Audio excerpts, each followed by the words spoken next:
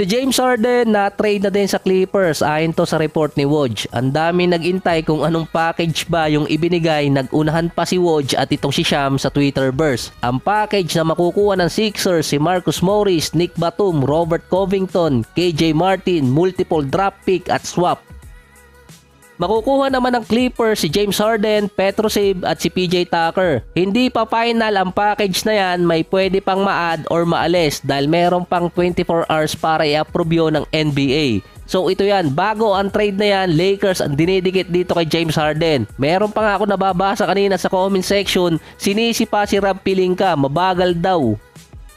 Nagkakaroon kasi ng offensive issue ang Lakers pero nanalo naman sila sa last game nila versus Orlando Magic mula yung kay D'Angelo. Kahit nung nag-request si Harden ng trade paalis ng Philadelphia, hindi gumalaw nun ng Lakers dahil sa isang rule. Kailangan nilang mag-intay ng after December 16 dahil ang mga players na nasa roster nila karamihan mga resignee. Nakalimit yun at hindi pwedeng i-trade or hindi nila pwedeng magamit. Kaya walang magagawa si Rob Pelinka kahit si LeBron.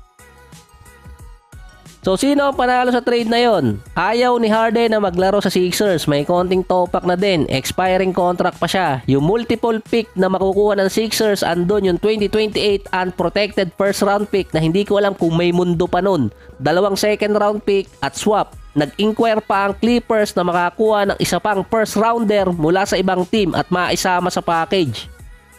Para pa makumpleto ang trade, kailangan magbitaw ng Philadelphia ng isang player sa kanilang roster para magkaroon ng open spot. Si Danny Green ang player na binitawan na yon. Hindi naman kasi pwedeng bitawan agad yung players na kasama sa trade dahil hindi pa naman na-approve yun ng liga. Ang mga players naman na nasama sa trade na yon na napunta sa Philadelphia matatag mong filler. Pwede kasi silang bitawan or panapat lang sa kontratang binigay nitong Sixers papuntang Clippers. Nasa $41 million din yun.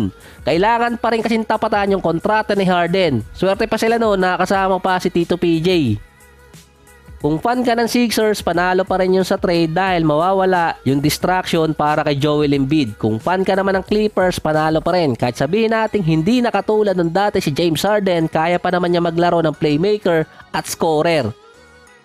Kung titingnan mo pa para mag-shota yung Clippers at Sixers dahil nga sinabi ni Harden na Clippers ang gusto niyang team na puntahan. Ilang beses nang binasted ng Clippers yung trade package nitong Philadelphia. Hindi lumipat no ng Sixers. Hindi katulad ng K-Dame na Miami Heat ang gusto pero Bucks na punta. Nakuha ng Clippers sa mas mababang value si Harden. May kasama pang PJ Tucker yon. Ang Sixers naman obviously may kapalit din naman agad si Harden doon, si Tyrese Maxey. Sa stats, mas maganda nilalaro ng dalawang player na yon kapag magkahiwalay sila. Solo na ni Tyrese Maxey ang spot na yon. Magiging second player na siya kay Joel Embiid. Kasama pa ang potential contract extension. Naiwan pa sa Clippers si Westbrook, may Paul George at si Kawhi. Andun pa si Norman Powell. 4 na ball dominant ang nandun sa Clippers. Si Westbrook medyo bawas na din yung mga attempts. Kung hindi pa sila mag-champion yan, ewan ko na lang. Pero mahirap pang masabi siya ngayon. Personal issue yung sinabi ni James Harden dati kaya hindi naglaro sa Philadelphia. May total pang 24 hours bago ma-approve yun.